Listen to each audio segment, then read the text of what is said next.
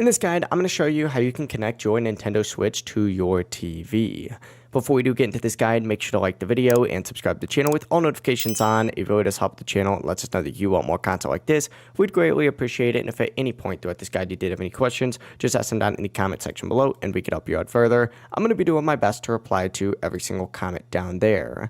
Now, everything that you need actually comes in the Nintendo Switch or Switch 2 box, which is super convenient. You need obviously that Nintendo Switch, the dock, an HDMI cable, and the power cable, which is that AC adapter. Grab your Switch, and on the back of each Joy-Con, press and release these small buttons, slide it upward to remove it. Do this for both sides and just set them aside. You don't have to do this, it's kind of optional, but essentially grab your docking station, and on the back you're going to see a cover panel. Go ahead and remove it, and inside you're going to see the AC adapter port, which is the top one, the HDMI out port, and a USB port, which is not necessarily needed for this setup. But plug the HDMI cable into the HDMI out port on the dock, and then plug the cable through a small opening in the back. From here, plug the AC adapter into the top power port. Once again, go ahead and kind of wire that through that small little opening. From here, close that back cover and then plug the AC adapter into the wall and plug the other HDMI cable into your TV. Turn that switch on, make sure the screen's unlocked, and then from here, you just gotta locate that USB-C port at the bottom of the Switch itself.